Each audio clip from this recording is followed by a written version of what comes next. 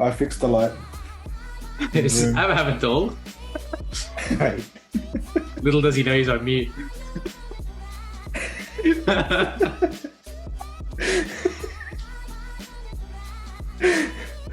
Oh, Michelle.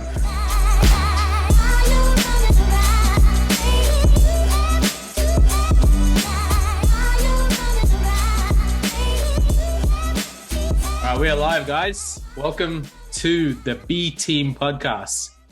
We've grabbed our drink. We hope you have yours. Welcome to the campfire. And we have a podcast newbie with us today from the B Team.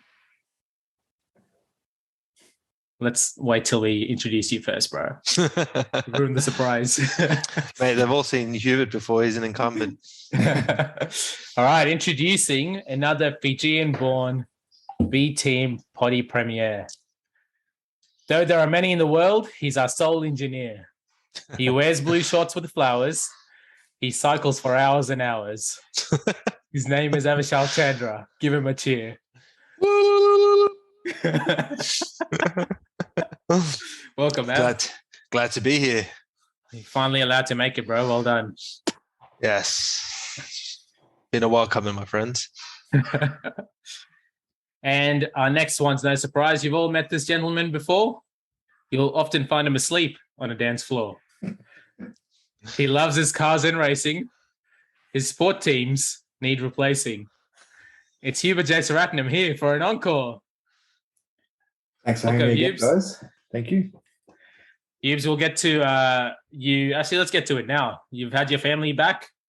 How's that, Hubert? You've had a lot of time to yourself that you've used well or used not well. That'll be for the public to judge, but how's it having your family back? Yeah, it's always good. Like, they spent 3 months over there in the States, visiting grandma. And I guess, it's good to have them back. It's been a while. I did miss them both. And, it has been a bit of a culture shock because in 3 months, he has grown quite a bit. So, he's come back with a lot more energy, a lot more strength, and it's something I have to get used to again. So, but I'm enjoying him back. So it's been good fun last few days with them back. Yeah, it's good, man. The rumor says that he's changing your nappy now. Man, he's strong enough now to do that. That's one thing that changing diapers. It's like a wrestle match now. It was like that before he left. And now you got to try wrestle him down to get him changing it. So yeah, he's been eating all the American food too. So I'm sure he's put on. He's built like an NFL player now, I bet. Yeah, it's all bulked up now, eh? So I realized today when the three of us were jumping on this, we've had a WhatsApp group since before 2017. It's a group's name that's not politically correct, so we won't name it for this podcast. But the earliest picture of the memory in that WhatsApp group is 2017, and a lot of exciting things happened in 2017. Namely, you guys went on a Contiki trip together, which I was meant to go on, but life circumstances changed otherwise. But I feel like I lived it through you guys. Now I want you to tell me, you guys are obviously settled down, seen the better parts of your younger years. For your viewers in the 20s, would you recommend doing something like that? And what was the best part of it? I'll let you kick off, Hubert. I mean, to me, the Contiki tour is something, I've traveled to Europe on my own with family and stuff, but then I always want to do it with the mates. And I think that's what I loved about this Contiki trip, where I have a close group of mates like with used to, and then we planned that trip.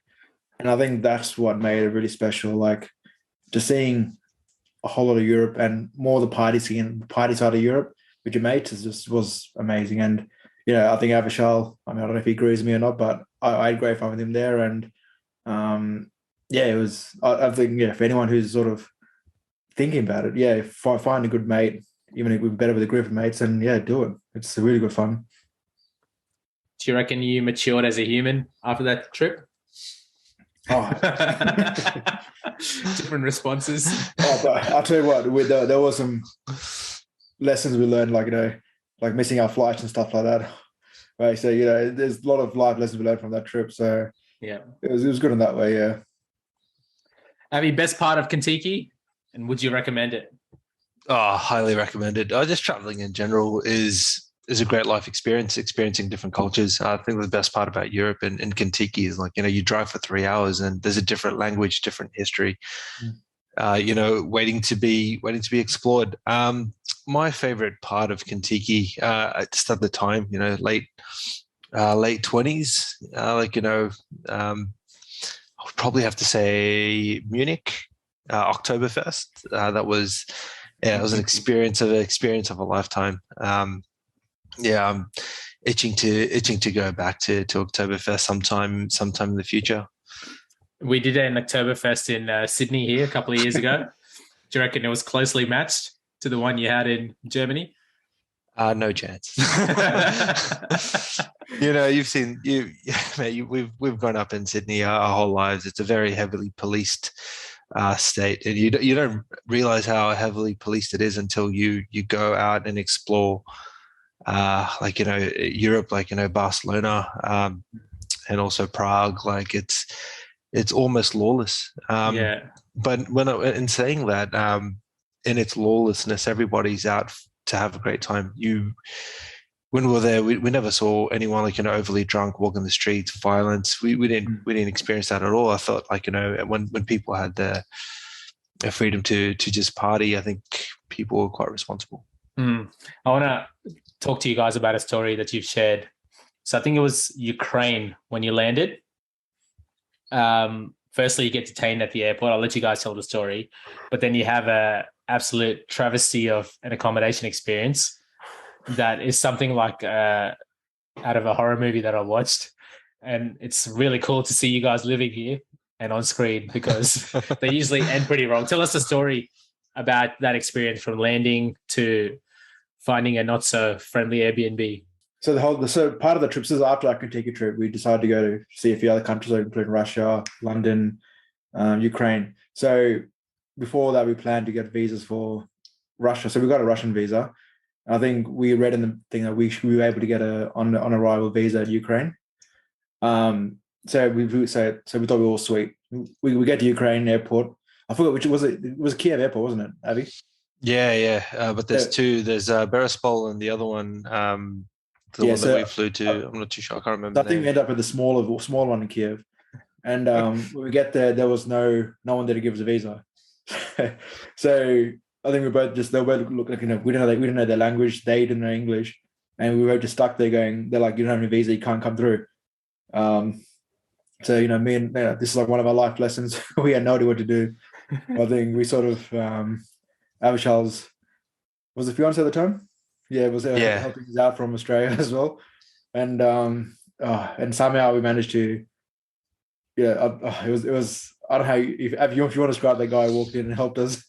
Oh yeah, but just to rewind a bit. I think it was just because nobody in Kiev spoke English. So when we got to, I was the one at the front of the line. So I gave my passport to immigration, and then she flipped through my passport and was like, "You going to Russia?" I was like, "Yeah, after Kiev." And then she looks, and then she takes my passport. I was like, "You guys you go sit over there. We'll come later." And then I was like, "What the hell?" Like, she just took my passport and didn't tell me what for, like what the reason was, and just told me to go sit somewhere else. And then they did the same thing with Hubert. So like we had no idea what was going on. It was like it was a red-eye flight, so I think we touched down at Kiev. I think it was like 10, 11 p.m. Like just before the airport closed. So we had no passports. Our bags were still outside, and everyone had gone home. Quite literally, all the immigration officers went home, and Hubert and I were just sitting and sleeping on some of the couches, and we had no idea. They took our passports, and we were panicking. Thank God we had our phones, so we made a few calls and messages to friends to see what was happening. But we managed to get a few hours of sleep, and then we we were woken up by like a guy yelling and like a few immigration officers behind geez. him. Yeah, this guy looked important. He dressed important. He sounded important.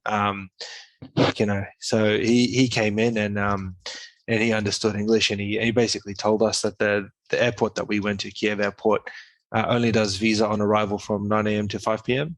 Right. And Berispol Airport, which is like in the eastern part of Kiev, like about an hour east of Kiev, that does 24-hour visa on arrivals. But yeah, just at the time, like we were quite quite scared. We understood the tensions between like Ukraine and Russia, so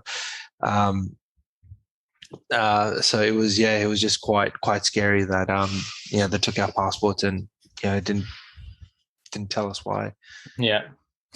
But then he came. That's the guy that gave you guys the visa after, or he let you go through? Yeah, he fired up one of the computers and then made us pay $140 for a one-day trip because that was the visa on arrival fee. He got on the old MS Word and typed in admit to. The part I was scared about it, because the reason we were in Kiev was to go check out Chernobyl. So I think we had our tour starting like 9 a.m. that morning. Yeah. I thought that was it. We're not going to make it out in time. We're going to miss that tour. That's the whole reason why we went to Kiev. And then, so that's part I wasn't happy about, but a bit worried about that. But, Yeah. And you have to go straight from there, take your suitcases into that tour, right?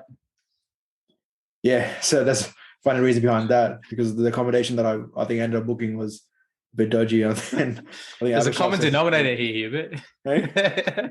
You're in charge of visa and accommodation. This Kiev trip, part of the trip, I messed it up big time.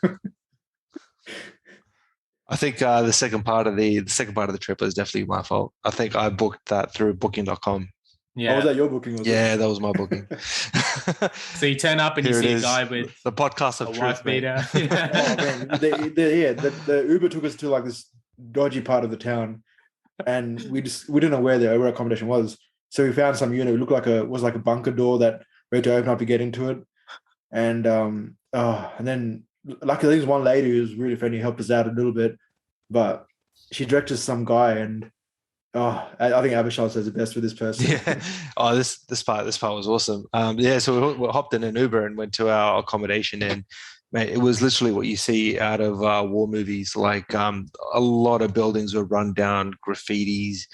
Like it was extremely old, like big steel doors, barricades, and we got to our place of accommodation. I think we walked around it like 3 times and we're like, where's the door? And then we couldn't find the door, and then we saw someone like sort of just pop out of the ground, and then we just like, what the hell? And then like, so we followed the stairs, and then it was like a huge steel like mechanized door, and like I guess this is the entrance, but we didn't know how to go inside. So we asked a few people who were walking by at 5:30 in the morning. I think the first 3 or 4 just like looked at us and just kept walking. They didn't want anything to do with us. 2 brown people in Kiev. I kind of sympathize. But there was a lady walking her golden retriever, and then so we stopped her, and she spoke. Luckily, she spoke English, very very limited English. But she stopped and gave us a hand, and so she looked at our booking and was like, this is the place that you have to go into. And she punched in the code for the door, and then we were able to open the door and go inside. But we had no idea what room, what level we were on. So we thought the door right in front of us was reception. Yeah. So that we thought that was reception, right? We couldn't read Ukrainian. We couldn't read Ukrainian numbers or text. So we So she punched in the number, and like I tried to talk to the girl who picked up. and then she didn't understand. She didn't understand much English, and then she was like, "Vladimir will call you back." And I was like, "What?" I was like, "What the hell?" And then so like, luckily the lady was sort of just on her way out, but like we managed to grab her, and she spoke to the lady on the phone, and we found out that was a dental surgery. that wasn't reception, but it was a dental surgery. So we so went to get a good night's was sleep, got your crowns done instead. Yeah. So that was a dead end. And then the lady managed to find a phone number on our booking, and then she plugged it in and then called, and then she was speaking Ukrainian to whoever answered the phone, and then she said that your apartment 3 floors up, so you guys will have to walk up, and then the guy's going to wait for you. We're like, okay, no worries. So we walk up the stairs. Hubert, you want to tell this part of the story? Yeah, I think that's one where we opened the door and there was some guy in there, but I didn't even see him. I think you all saw him. There's all like weed smoke coming out of there, and it's just like in his undies, wasn't he? Yeah, he was. Yeah, he was in briefs and a wife beater, and he had a pit bull chained to the internal stairs of his apartment. Yeah. Oh my god! And the pit bull was just like passed out. The pit bull was like upside down. I was like, oh my god. Yeah. So then after they were like, yeah, to stop this, let's do. I think we were running late at the time. It was already like 8 o'clock or something. Yeah, it was getting there. Yeah. Pushing our luck. So then we decided it was like a 20-minute walk to where the van was going to pick us up. Yeah. So we made the call saying let's just go to the van. Yeah. Up, and because we can't miss the tour. The tour was why the reason we went to Kiev. Yeah. They were like, stop it. Let's just walk down there. So we walked with our bag, still dressed in how we left London, because I think we planned to get changed to like all our protective gear, which we never did. And then we had to head to the tour bus. Yeah, we took everything with us, and we were tired. We didn't get to sleep properly, and it was painful. Oh, one of the best trips, but painful trip. Yeah, it must have been painful at the time, but it's a great story now, right? Especially to recollect that. And because we're alive. But did you die though? Nah, sounds awesome. You guys went on a recent adventure too, somewhere probably not as bad as that, but just as rundown, Brookvale Oval. So as I was saying, on the news at the moment, Peter Blandy's just trying to move the grand final to Melbourne or Brisbane because there's a lack of commitment from New South Wales to put in money to suburban grounds. You guys just went to a suburban ground. I think you were reflecting that there's a lot of great things and a bit of a beauty about going to a ground like that. Imagine that ground with heaps of stands on it. Do you see where Peter Blandy's is coming from in terms of putting money into a club like that? Or is there a beauty to that experience you had there at Brookie Oval? I think one of the reasons I wanted to go back, I wanted to try out these suburban grounds. Like, I think now we're sort of Parramatta sort of blessed with a beautiful stadium. You just sort of you miss out on all those suburban grounds now, and that's why I thought, look, let's go watch this game. It's a good chance to go watch Manly vs Parramatta in Brookvale and see them pump Manly too. Yeah, mate, that was about it. But I guess the good thing was, it was good to see it like ground like that. But then, at the same time, I don't think it's NRL standard. Like to have a big club like Manly playing a ground like that, it did sort of seem a bit like an embarrassment. So mate. I think there's two arguments here. Yeah. Like the ground, Brookie Oval, in the state that it's in, it caters for, like if you're going to have about 10 to 15,000 people in a stadium, that the way that the stadium is at the moment really caters for that kind of capacity. Like, there were, people walking about, there were, a lot of people being amicable and having fun. As much as they could, to be honest. But like, the atmosphere was insane. Like, just the freedom to move about as well. I think the issue is like once you start investing, hundreds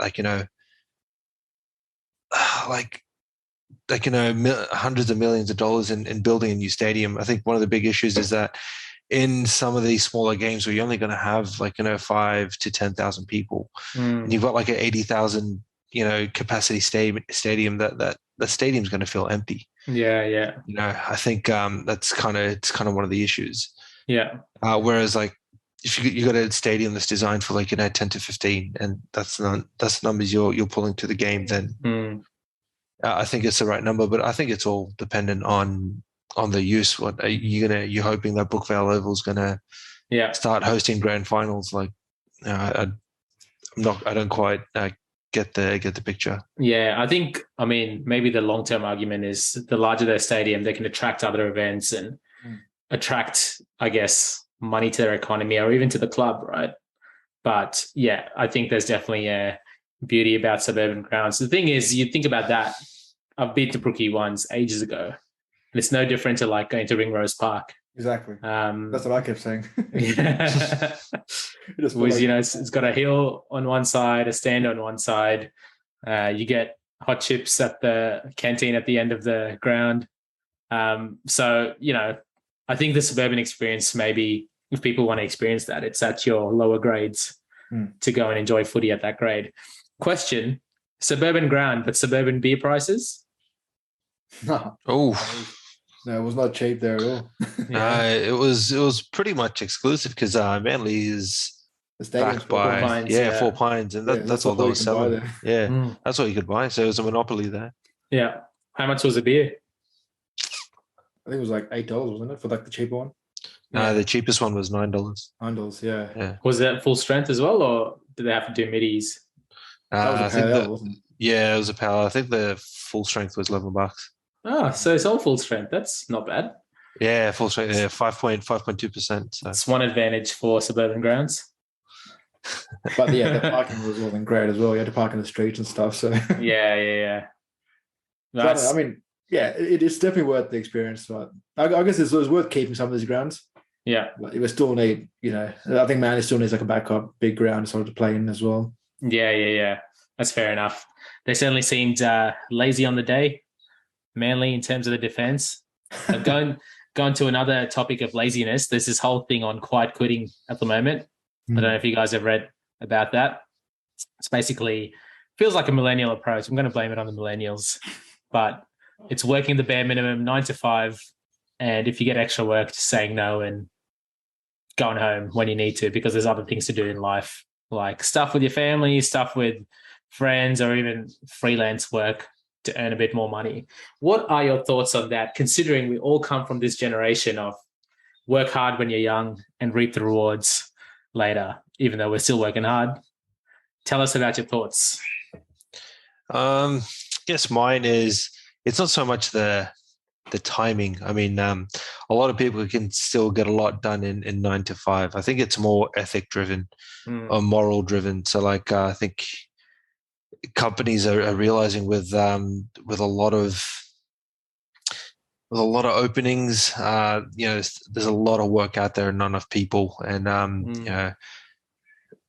and people are just taking advantage of that. They realize that they're not going to get fired or be made redundant or retrenched, and I think people are just taking advantage of that to some degree. So you're saying people are taking the piss? Yeah, like Hubert. What are your thoughts, Hubert? Yeah. I mean, I'm with that. But like, it's a bit of like, I guess the way we were sort of raised was, you saw about task driven. So you get paid to do the job.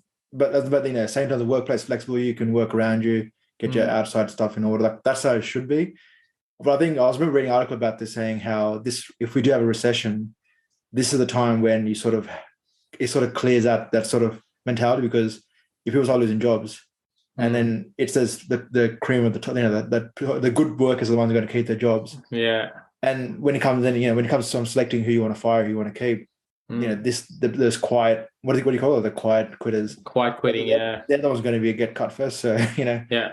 So if we do have a recession, that might put an end to this sort of mentality as well. So we'll see. I think I was thinking about this, and you think about team sports, right?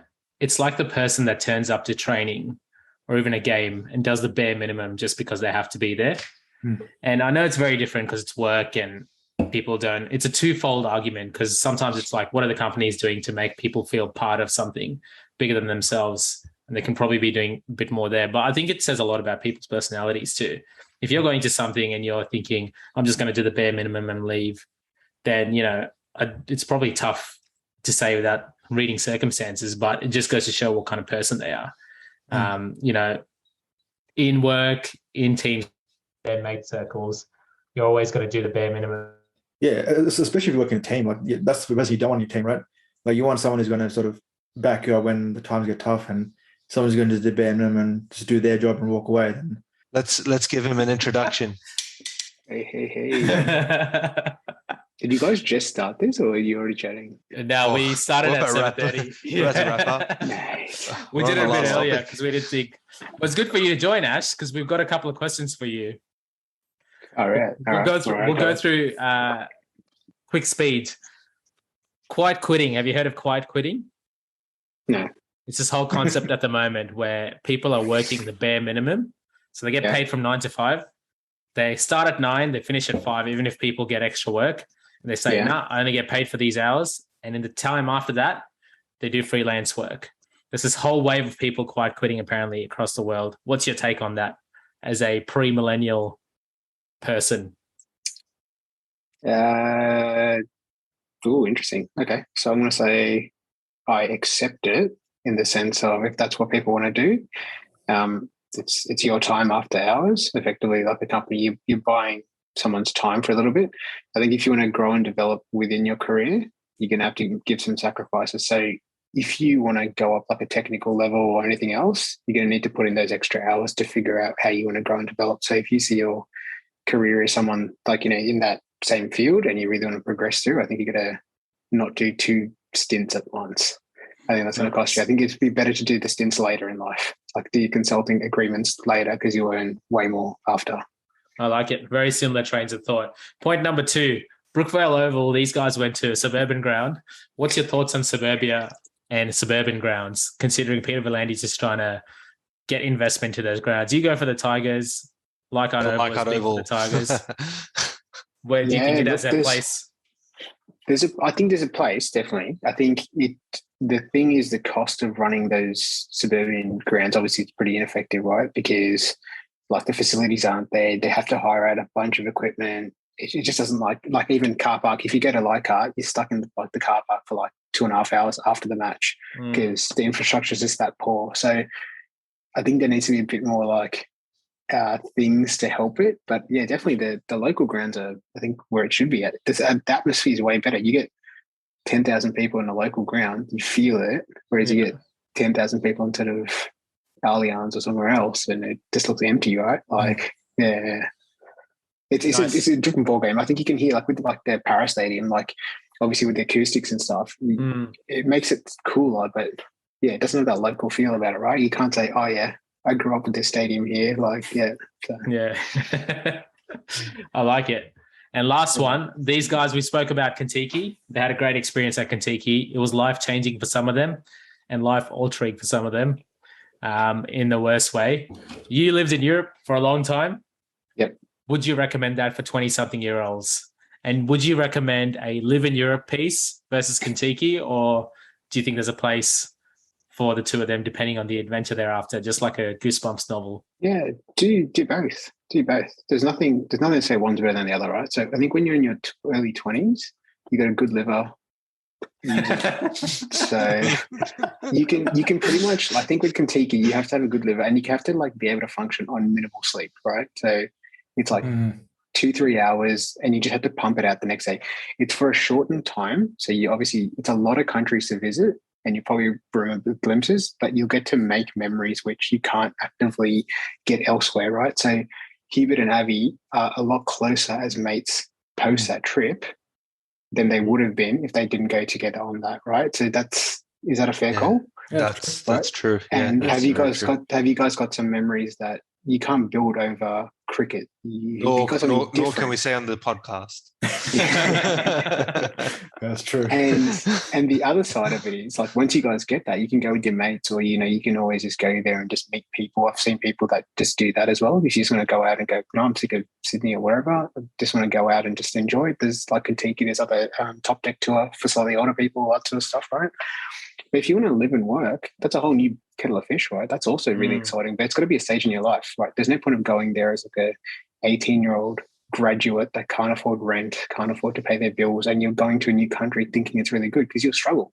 You'll struggle because it's a brand new country. You don't have that support. You have to share a room with someone for maybe, you know, it's a share house. You know, there's all these additional expenses. You think you can't travel every weekend, but like it all adds up. So I think it's all about balancing that time and how much where you are in your career. So yeah.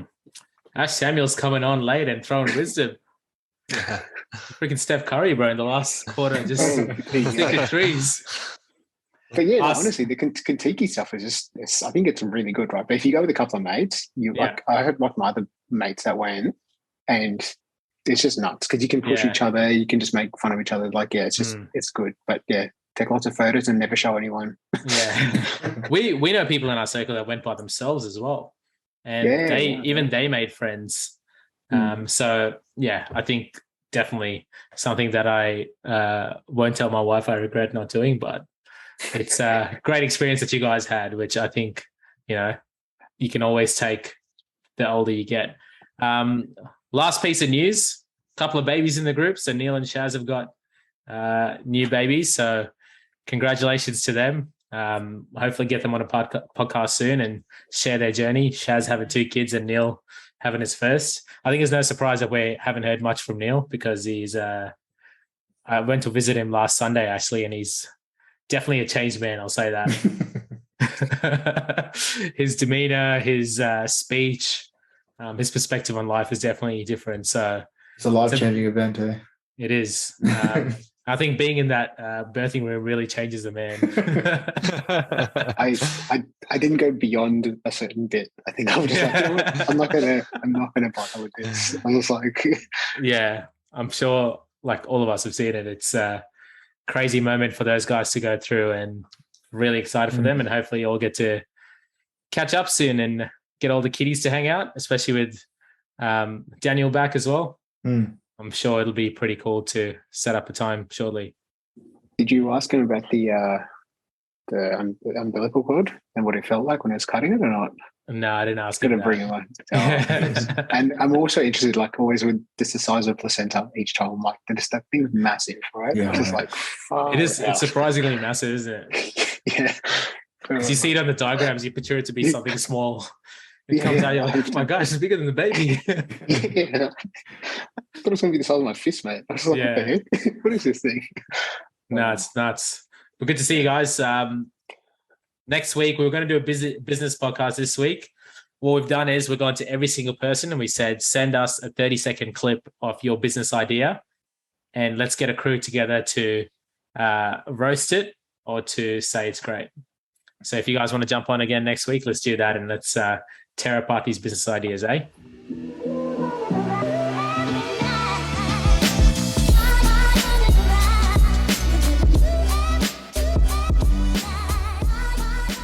Cheers, bro. Cheers.